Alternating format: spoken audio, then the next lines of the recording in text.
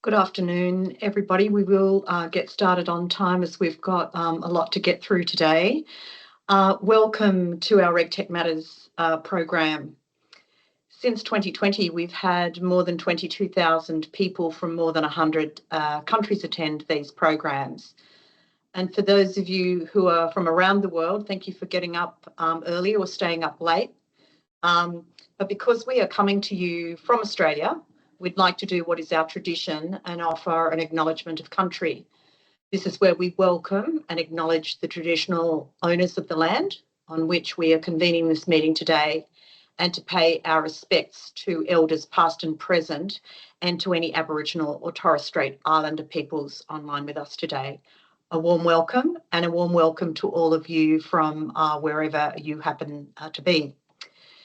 This particular program plays an important role in helping everyone understand RegTech, something about its applications, and for us to get an update from a senior regulator, but also importantly, to put that into context by having a few of our fantastic RegTech Association members who'll help us bring some of that theory to life through a series of case studies.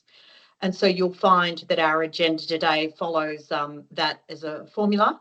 But I would like to thank our members for being here with us today and for presenting, because we could not do this without you. And we're also pleased to have this program in particular to have a focus on regulatory compliance and RegTech use cases outside of financial services. But I would add that I'm so glad, because I did see some financial services companies register for the event, but I think it just goes to show that there is a genuine desire for us all to come together to learn from one another as we are on this journey of accelerating the adoption of RegTech across all regulated industries.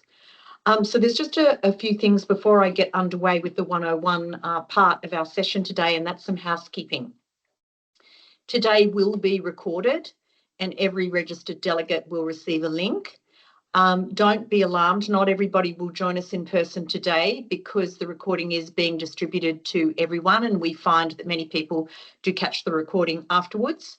So we not only send it out to people, but we also put it on our YouTube channel for further amplification. I think we have forced you, unless you are a presenter, to have your cameras and mics off, so I probably don't need to ask you to do that. But in the event there are any gremlins, cameras and mics off, unless you are presenting, thank you. We invite you to participate today by putting your questions in the chat. Don't be shy. We'll ask the presenters to jump on directly onto that chat to answer any questions directly for you. There will be some polls that come up from time to time, and we'd really appreciate your input. Pretty much they're tick and flick, very easy to do, and that just gives us feedback so that we can create better programs for you in the future. And to our presenters, I'd like to respectfully ask you not to go over your allocated time so that everybody gets an equal opportunity. So with that said, we now move on to, sorry, now I have to get rid of the poll off my screen. There we are. So where we might start is a little bit about our organisation and why we were founded. So founded in 2017 as a global non-profit community, 160 business organisations. I've already mentioned 22,000 people from more than 100 countries have attended over the last 4 years. We do what we do by leading engagement. We create collaboration with regulators, institutions, government and technology companies, and really smooth the path for the accessibility to one another. We do this through our programs. We run events just like this. We do research, which is due to go out shortly. So if you get a link from us, please do fill in that survey. We do a little bit of consulting work, and we also do trade enablement work around the world. We also have memorandums of understanding with the organisations that are listed on the bottom of the slide, and that is as a means to have some strategic partners in other parts of the world so we can reach the universe as effectively as possible. And what you see on the map on the right-hand side is all of the members of the association. Thank you, Nathan. So here's a couple of the reasons why the association was founded. And I've kind of mentioned that accessibility issue on the previous slide. But really what we were trying to do was address a dysfunction that existed because there was no united voice creating commercial opportunities. It was every organisation for themselves trying to get meetings with banks, with government, with regulators, which was incredibly difficult. There was no encouragement of global collaboration across the RegTech universe. Speaking about the accessibility, there was no order of the RegTech universe and no logical approaches. So if you were an institution looking for a solution, you generally had to find your solution by attending conferences and things like that. So we really sought to try and create a logical approach to how you could find the RegTech solution that you were looking for. And then furthermore, there was no core messages about why RegTech really mattered. And so one of the key themes that we have for this year and beyond is this very important point about great RegTech will protect consumers and protect citizens and give them a more seamless experience. And to the last point on the slide, what we want to be about is encouraging seamless deployment that can go out to do the work as quickly as possible. Thank you, Nathan. So what is RegTech? It's short for regulatory technology, and it's a family of solutions that addresses the challenges around regulation and compliance across any industry vertical. The solutions are technology agnostic and can utilise tech from anything from generative AI, blockchain, machine learning, natural language processing, and other forms of technology. So it doesn't matter what kind of technology, as long as the solution is solving the problem and can make its way to the people that need it. So that is how we define RegTech. Next slide, please. I've included this slide as this is not very commonly known, but you may come across this term, and I thought it was worthwhile pointing it out. Now, there's many different ways that people pronounce this. Some people call it subtech, some people call it souptech.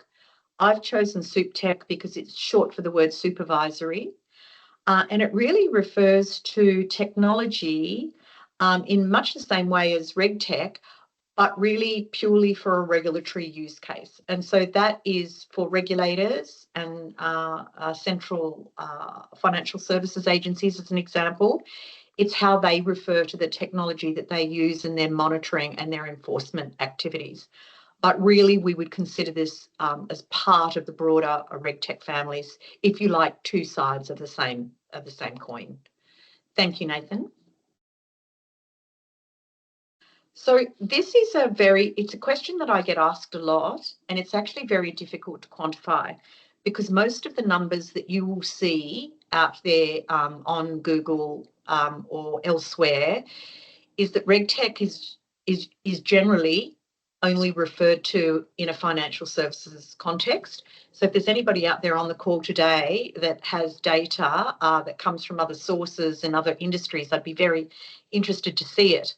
But to give you some idea, if we look at this and say that this is simply a financial services number, Juniper Research are estimating that the RegTech spend will be around, and this is in US dollars, $207 billion by 2028.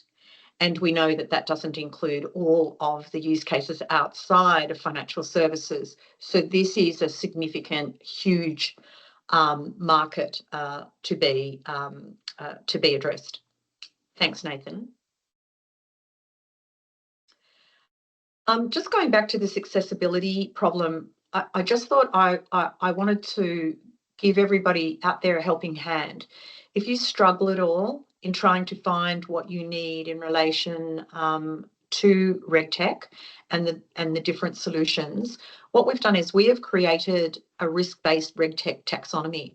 And there's a screenshot of our website there, as you can see. And so what we have done is we've identified about 21 different risk areas.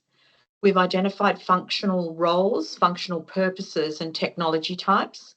So each vendor that joins our association actually completes this taxonomy. And then what you're able to do is, if you're looking to buy a solution, you can go onto that taxonomy and you can select exactly the risk you're trying to solve for. What is the functional purpose? Perhaps you're looking for something in blockchain or natural language processing.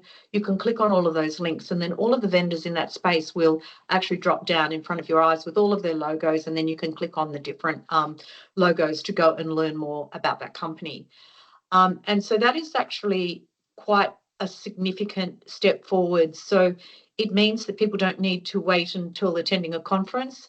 This shop front is open 24/7. But it was a very important advancement for the industry to help the vendors to become more accessible to those that needed to buy.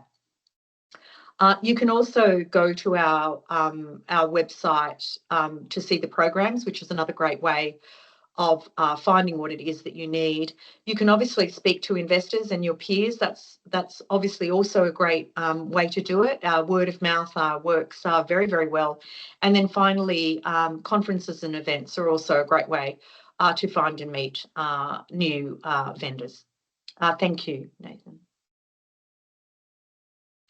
I've put on this slide just a couple of useful resources. I'm about to introduce somebody from the Institute of Regulation who's going to talk to us a little bit more about that, but I've put on some links there that might be helpful to you, some research by the Institute of Regulation. There's also some research that we participated in with the Bank for International Settlements and the Financial Stability Institute.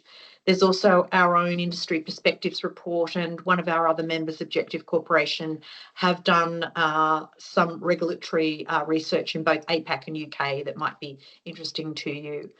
So there's some resources for you there. Thank you, Nathan.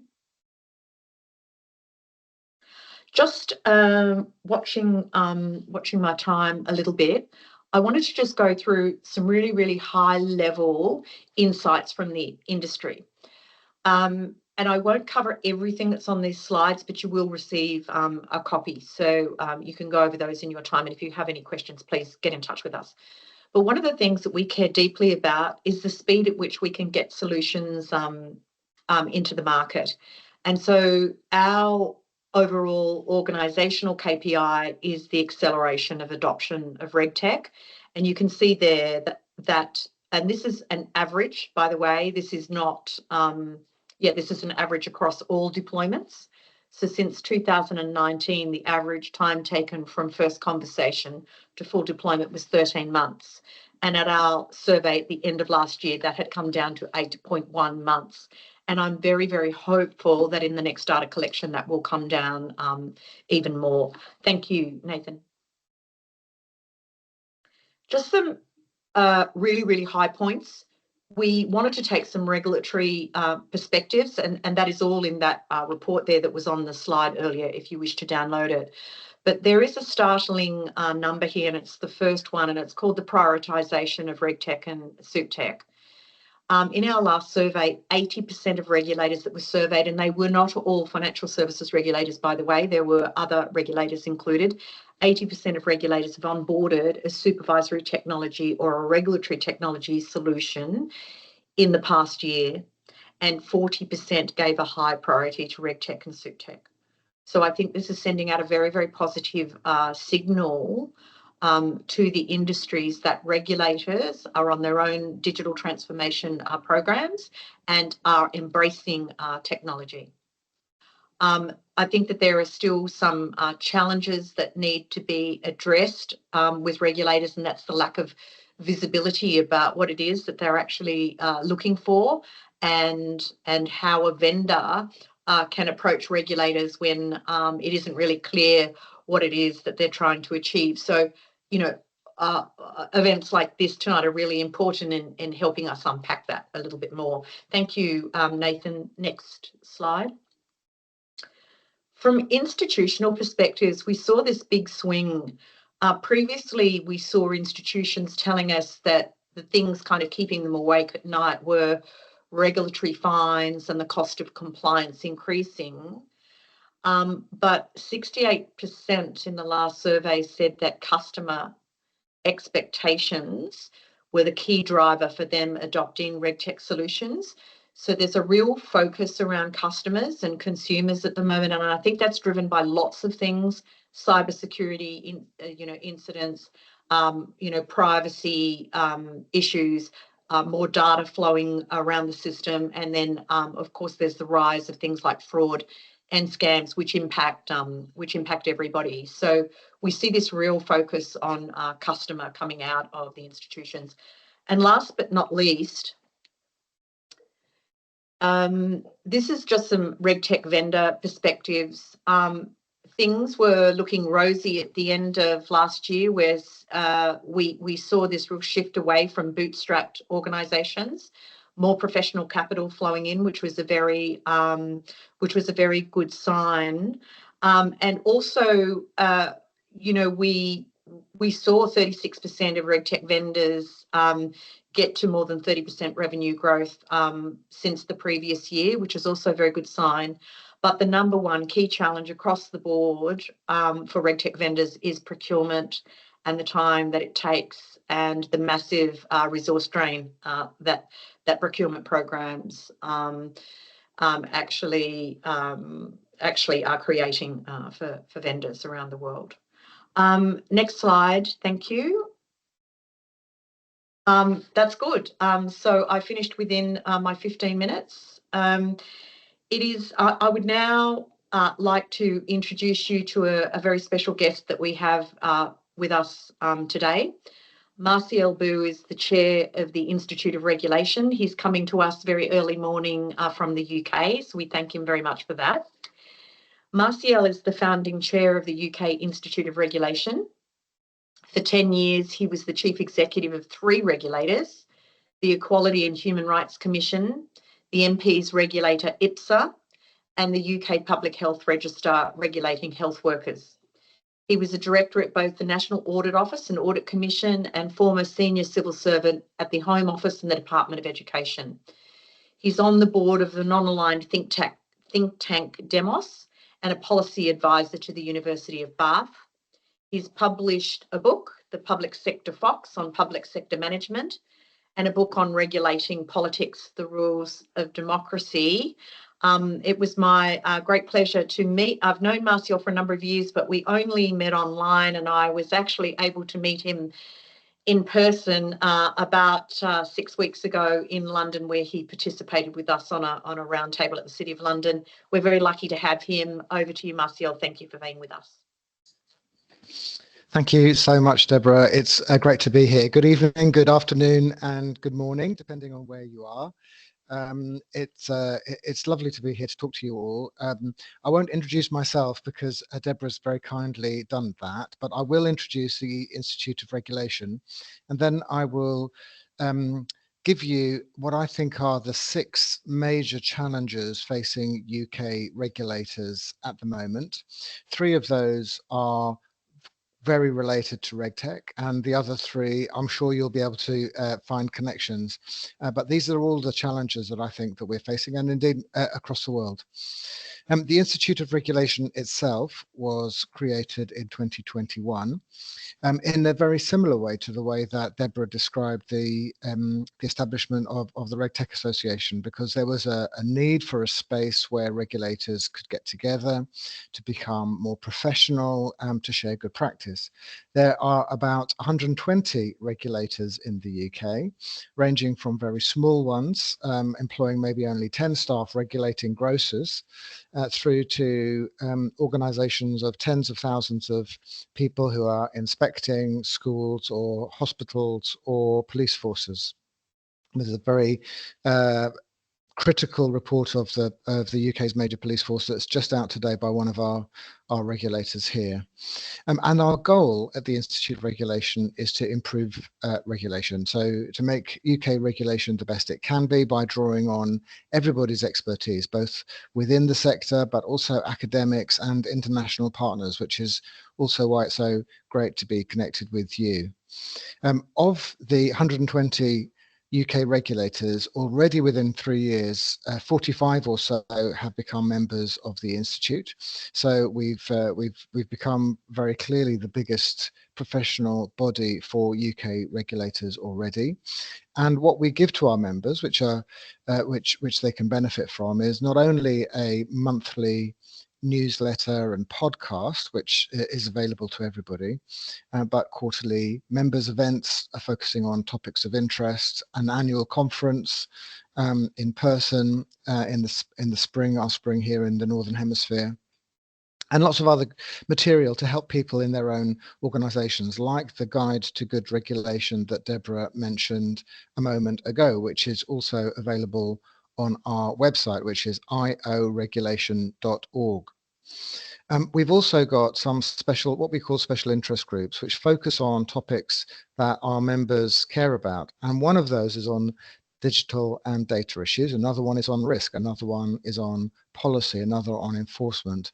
And that's where our members get together and talk about how they're doing, what the challenges are, and how to address them. And this is an opportunity for everybody to share learning and to improve. There's lots of other ad hoc opportunities as well.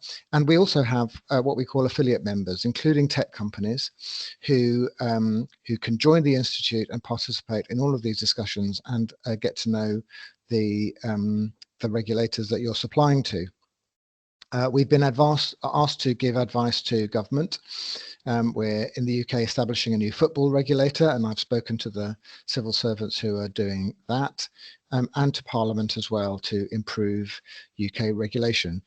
One of the things we're hoping to do over the next year is to establish a marketplace online so that our members can get the best products, and that's obviously particularly relevant to yourselves. Here in the UK, obviously, we've just had a change of government, but both the last government, Conservative government, and the new Labour government are both interested in regulation and improving it and using regulation to be a means to create a better, more productive marketplace for businesses, a fair playing field, as well as improve public services. And in that regard, I'll just, as I say, mention the 6 challenges I think that UK regulators are facing. The first one is obviously the use of data. This is not a new challenge. Data is using data effectively for regulatory purposes is at the heart of regulators' jobs. All regulators, whatever they're regulating, have access to millions and millions of data items. And it's often the case that by understanding the data they have access to, that of the regulated entities that they're working with, they can spot non-compliance as well as good practice and intervene more judiciously and on a risk basis. How regulators understand the data they have access to, how they use it to ensure compliance, is an absolutely central challenge. And some regulators are doing that well and moving ahead, and some obviously less so, partly because they don't have the resources that they need to invest in the technology. So helping regulators to use the data that they have access to is an absolute fundamental challenge. Second, of course, and Deborah's already mentioned this, is AI and the advancing technology and the impact that this will have on regulators in 2 ways. First, of course, on the entities that they're regulating. So some regulators, if they're regulating maybe businesses who use AI, and are concerned about the use of AI in the products and services that are being regulated, including maybe exams, students who are using AI to complete exams, or people who are marketing products maybe illegally through one AI tool or another. All of this is absolutely one of the key challenges that UK and global regulators are facing. But AI is also posing opportunities as well as challenges to regulators themselves, because some regulators can use AI, including to analyze the data that they've got access to. So how AI is used is the second challenge. The third one, again, is not a new challenge, is about ensuring efficiency and the digital transformation that Deborah also referred to. Again, some regulators are doing this well. I'll mention one that I used to run, which is the MPs regulator, where under my watch, we transformed the management of MPs' expenses in the UK and moved it from a paper-based to an online system that people can now scan receipts and invoices on their phones and upload them, and if they're legitimate, they get paid. So that was one example of a successful digital transformation. But another UK regulator that's been in the news over the last couple of weeks, which is the Care Quality Commission, which regulates healthcare here in the UK, has allegedly failed to do that sufficiently well, and and the IT implementation there has led to lots of allegations of failure, and so that's an IT transformation that reportedly is in need of some remedial attention. So, whether big or small, that's the third area of challenge: digital transformation in order to secure efficiencies and effectiveness. There are another three challenges, which, while less obviously related to RegTech, are nonetheless absolutely critical, and I'm sure that you will be able to support UK regulators in these areas too. The first one is wider collaboration between regulators, because it's linked with efficiency. Because although obviously each regulator has its own remit, many of these areas overlap. So, for example, we have a regulator called the Environment Agency, which looks at what it says on the tin, the environment and rivers and the water outflow. We have another regulator which looks at the coastal environment. So the same water, but that flows out into the sea, and the regulation of the fisheries off the coast. We have another one which regulates the offshore oil and gas industry in the North Sea here. So, just those three regulators have to work together to make sure that the regulatory framework which companies operate within, which often the same companies, is consistent and effective. So, collaboration to make sure that there is fairness and consistency in the regulatory approach is an absolutely central challenge, difficult one for regulators facing budget cuts. The fifth one is a little bit more abstract. It's about the regulatory models themselves, because many regulators were established in response to a specific crisis or problem or a death. And so the regulatory regime that was established was often in response to a specific case. That's often not the best way to set up a holistic regulatory approach. And so increasingly, regulators are now thinking about the area they regulate as a system, thinking about all the actors in the system and how that system can be managed most effectively in order to secure the best outcomes for those in the system as a whole. So all systems, whether you're thinking about a sector of the economy or a public service, they involve lots of conflicting individuals and other entities. So it might be doctors, patients, those who supply the medicine, the medicines to the doctors and patients, etc., etc. So, all of those actors need to be understood so that the system can be regulated effectively as a whole, and that's a whole new area where I'm sure tech can play a role.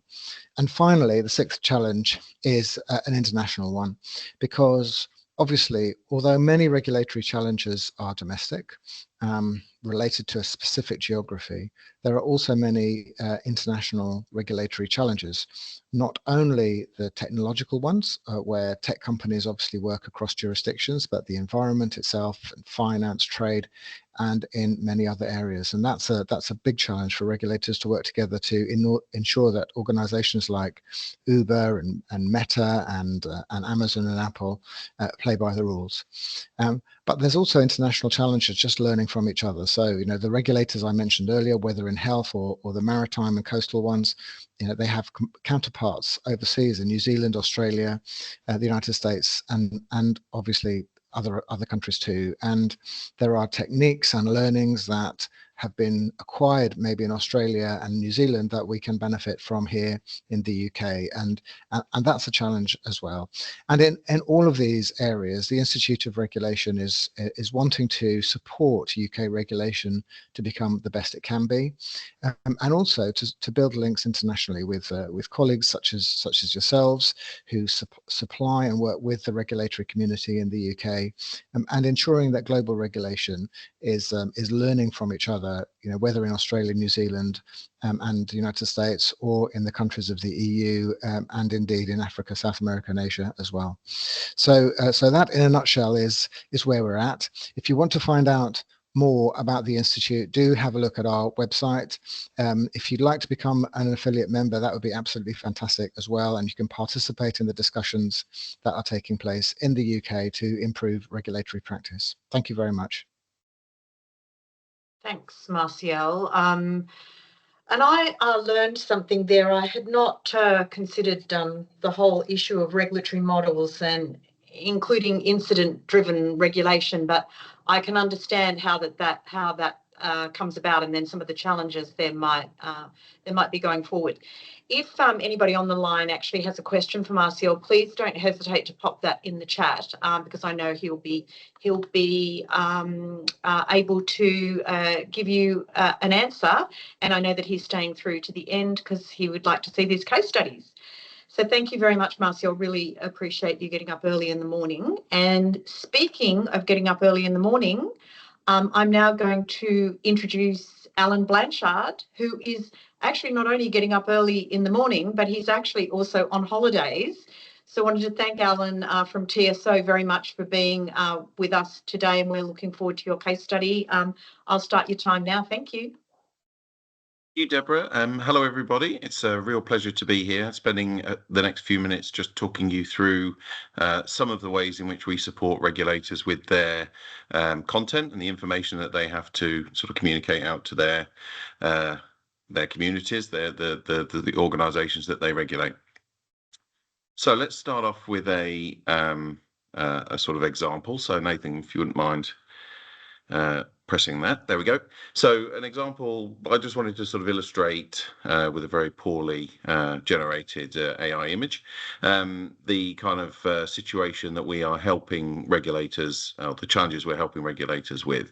So here we have Trevor, let's say, and he's decided to turn his hobby into his job. So he's now, instead of playing golf, he's bought a golf course. So he's quit his 9-to-5 job, and has decided to buy a golf course.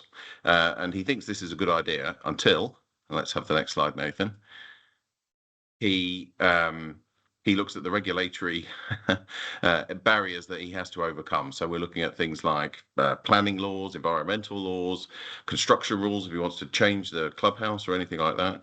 If he wants to offer his sort of membership fees as a sort of pay-as-you-go, or pay it off over the course of a year, that's financial services regulation. He's got food standards and beverages and alcohol licenses and tax, the list goes on and on. So what we want to see is not this. We want to see the next slide, Nathan, please, which is this, which is Trevor having access to all of his rules and regulations somehow digitally, somehow in an environment which is better for him, simpler, quicker, better, and faster. That's the goal. So let's move on to the next slide, Nathan. So how do TSO help regulators achieve this? Well, we have 200 years worth of publishing heritage, and in the digital age this means a kind of platform approach in terms of how do we obtain that content, how do we write that content, how do we draft it, how do we manage it, certainly from the regulator's point of view. When you want to make changes to that content, what's the impact of that change going to be? Can we assess that using these sort of technologies, these regulatory technologies kind of in-house, to help us figure out, how bad is this going to be? What are the unintended consequences of making this regulatory change that we want to achieve a policy aim with? So we do this through a publishing platform that TSO have built. So we have sort of 3 stages to the kind of digital transformation, the onboarding of a new regulator here. So we take their existing content, and we ingest that, and this enables then new content to be added very quickly. We manage it on the platform, so we have editing tools, we have workflow tooling, governance, auditing, time stamping, all these sorts of things to enable you to understand exactly what your regulatory content looks like at any given time. And then we have the publishing element as well. So where does this content need to go? Where must we distribute this content to? We particularly, the sort of main driver for this stage is really removing the PDFs that are often posted on a regulator's website. We want to move those onto at least HTML pages and a couple more iterations, which I'll come to kind of a little bit later. But we are trying to digitize the whole end-to-end process of regulatory content generation and management. We want to remove the manual processes that are currently there, the errors that creep into these into the content, and we want to be able to unlock that content so that it's accessible to as many people as possible on the other side of that. So we want to move away from that kind of barrier of regulation into something which is much more digital, user-friendly result, let's say. So Nathan, let's go on to the next slide. So let's get on to some of these case studies. So we have a broad range of clients across, well, for this example, UK government. These are regulators, government agencies, and government departments as well. And I'll just pick, I think, 3 of these to walk through. So let's have a look at the first one. So the first one is the Driver and Vehicle Standards Agency. In the UK, we have something called the Highway Code, which traditionally was published as a book, a paperback book, which you would go to your bookstore, you would buy it, you would learn it, obviously, take your test and obtain your license, and away you go. Then the UK government introduced a sort of theory test. And to help support that, we produce an app for the DVSA, which enables people to practice their questions and answers, help them understand and learn the elements of the Highway Code through Q&A, trial and error, and that's a very kind of user-friendly way of doing it. So you're using real-life examples, real-life questions to get the knowledge into your brain.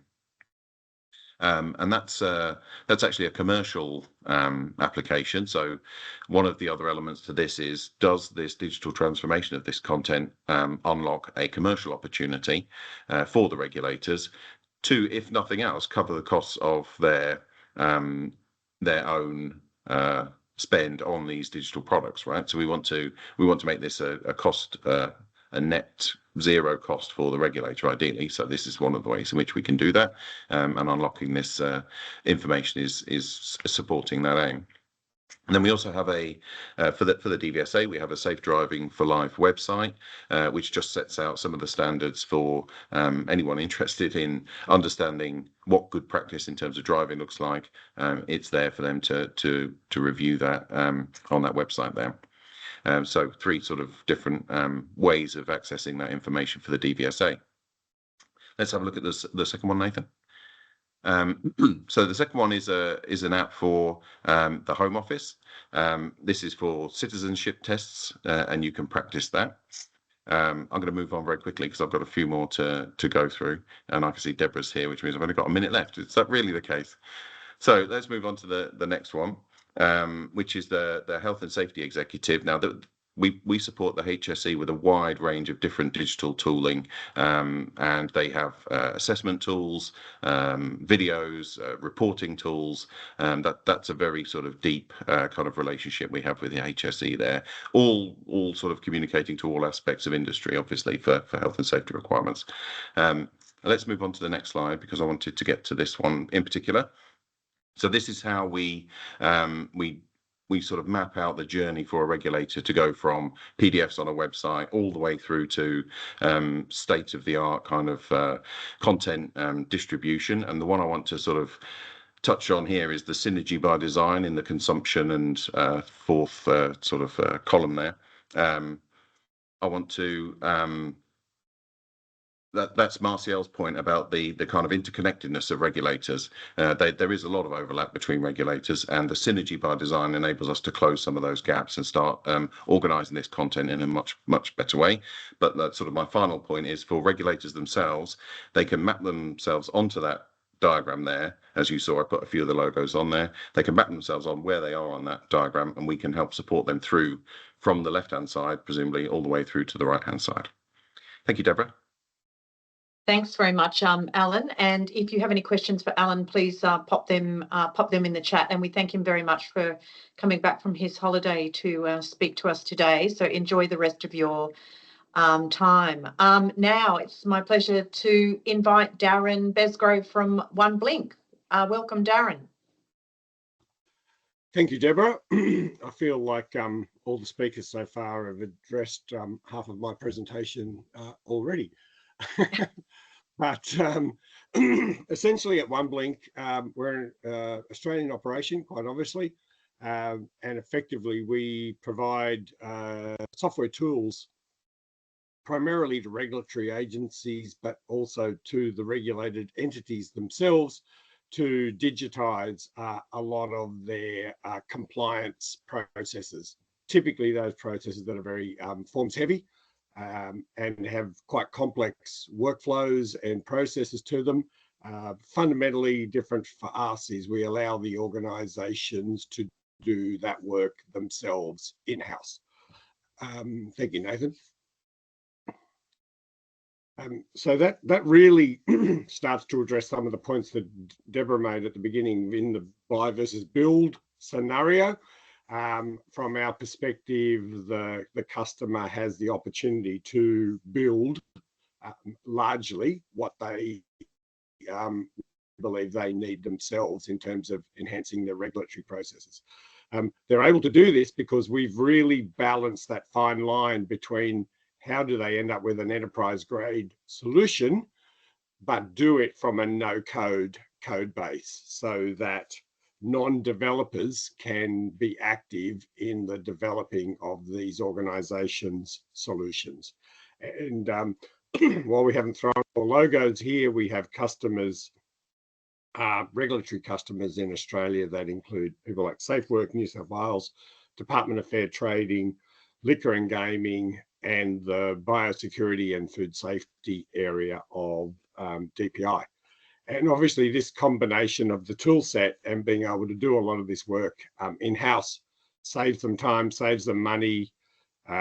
Being no code, it reduces their technical debt, also reduces a lot of their security risks. And I think as one of the slides touched before, this changing of legislation and changing of business rules allows the agency to become far more responsive in how they deal with that sort of constant changing environment.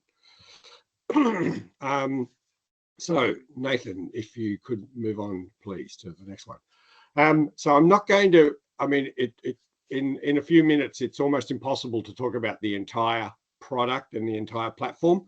But what I'm going to do today in terms of a case study is single out one aspect that we have recently added to our product, and that is this automatic conversion of traditional legacy PDF forms into a true digital experience for end users.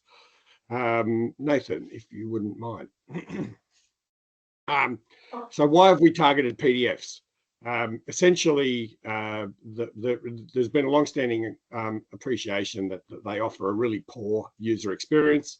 They're very, very inaccurate when it comes to the data that they're capturing. The workflow and automation aspects of PDFs are effectively zero. People still putting credit card payment details into copies and scanning and faxing them, or faxing email. Is pretty insecure these days, but effectively a lot of the government agencies are also on an accessibility push, particularly here in Australia, and I'm assuming that it may apply in other parts of the world. But the usability for people with some level of impairment it's probably one of the worst offenders that is out there. Nathan, could you move on, please? So the concept of converting a PDF form into a true digital form isn't really a technical issue.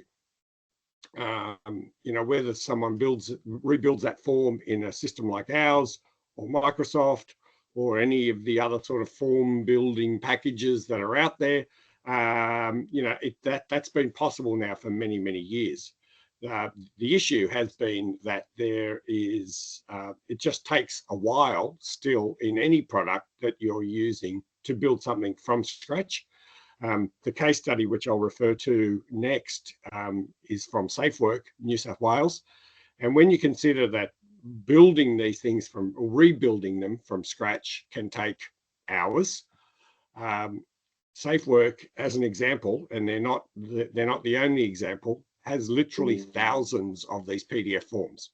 So the concept of having thousands and at, pick a number, 2 hours a pop, you know, no agency has the 2,000 spare hours of time to rebuild all these forms, nor do they have the budget to outsource it to somebody else. So it's effectively no longer a technical issue. It's now become a time issue. Nathan, if you could move on, please. So this is the example that we've used from SafeWork, New South Wales.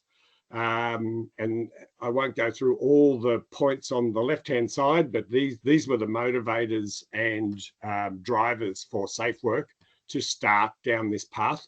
And they've been eagerly waiting for us as a current customer to finish this development so that they could get cracking on breaking this backlog that they had. So you've got a form, typical PDF form for registered training organisation checklists.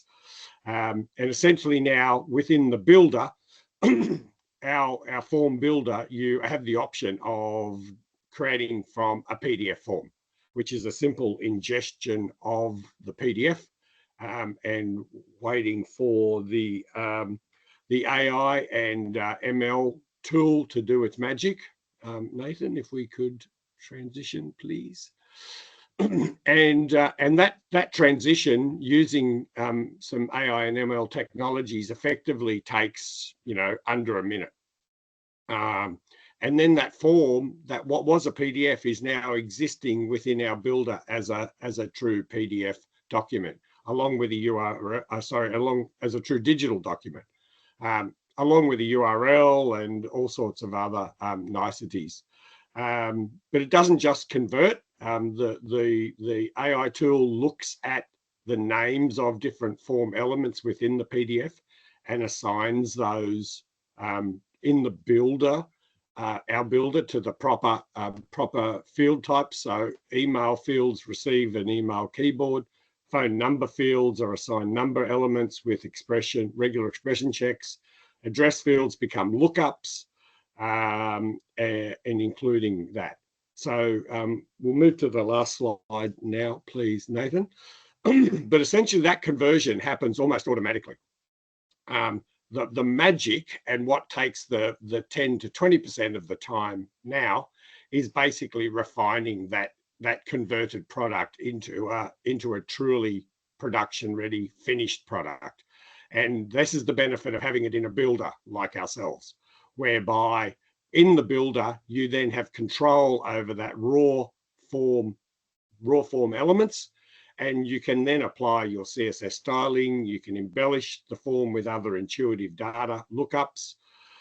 You can improve the security by adding payment gateways. Conditional logic and hints removes a lot of the complexity in PDF forms.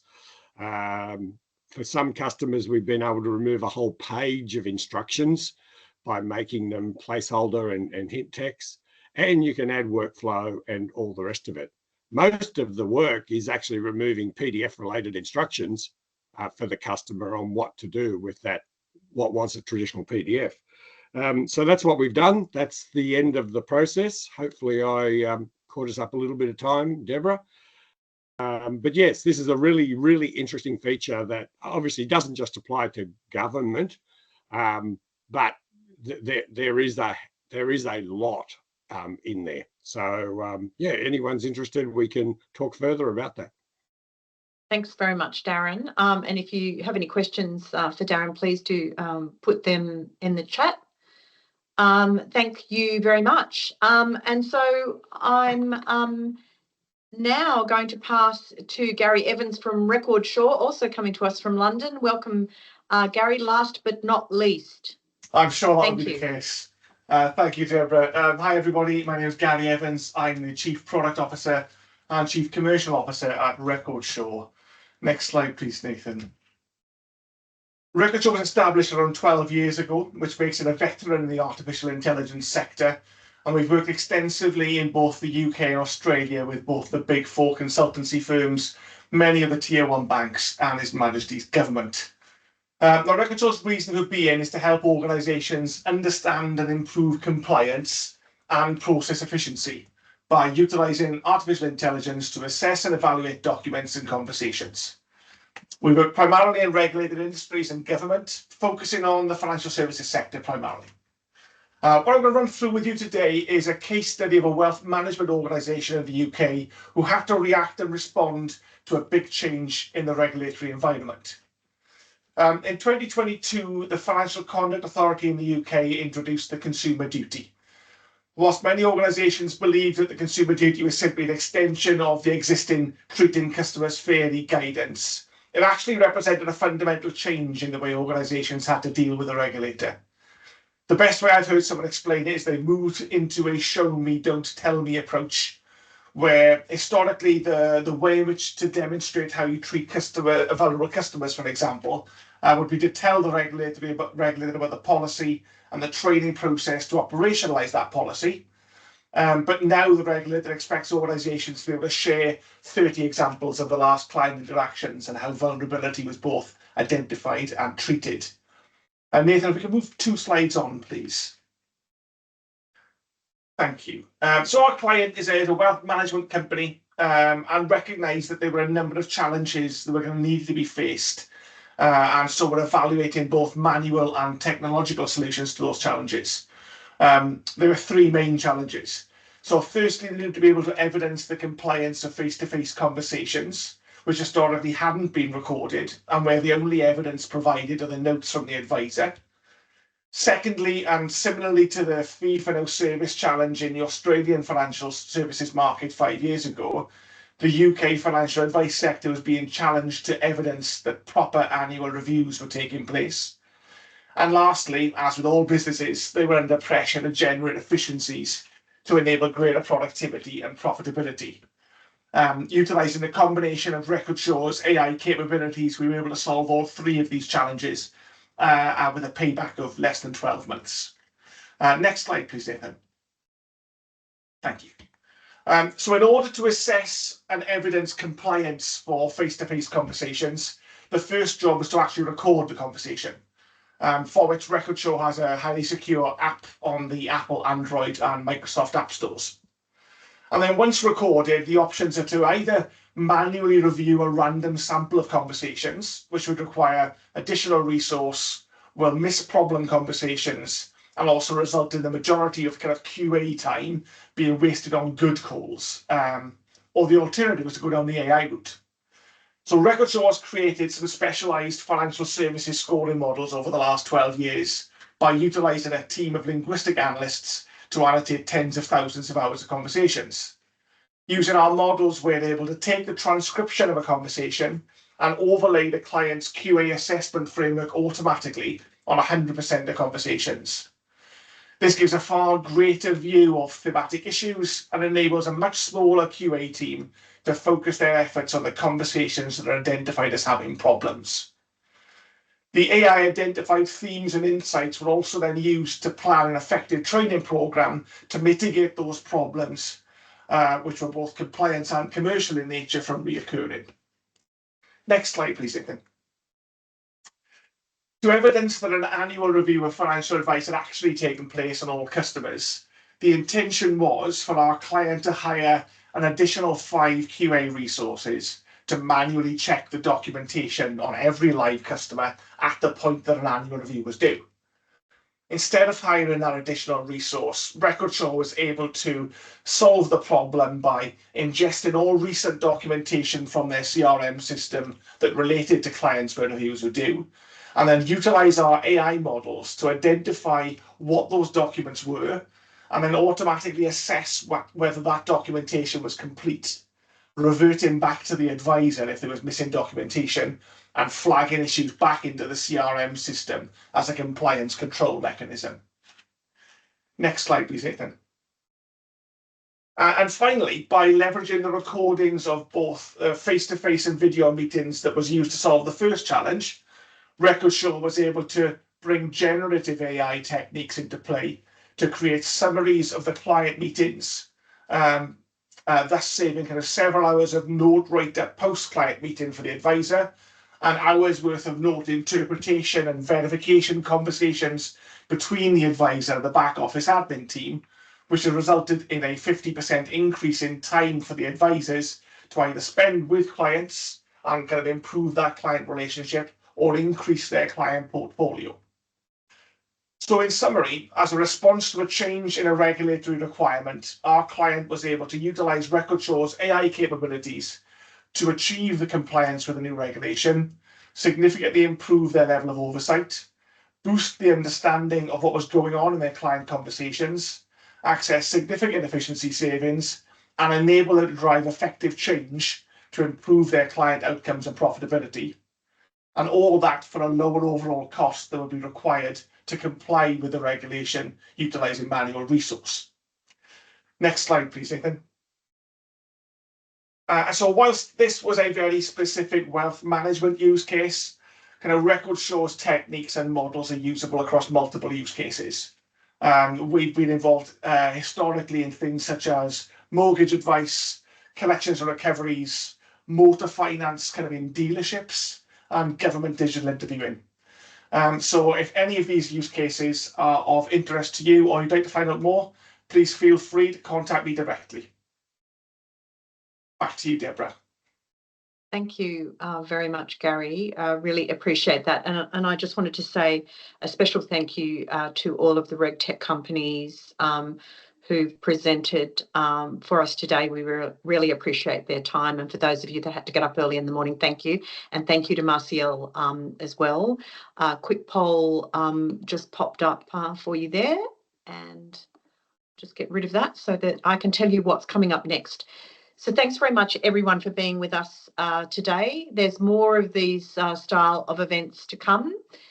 We have a financial crime solutions event online on the 29th of August.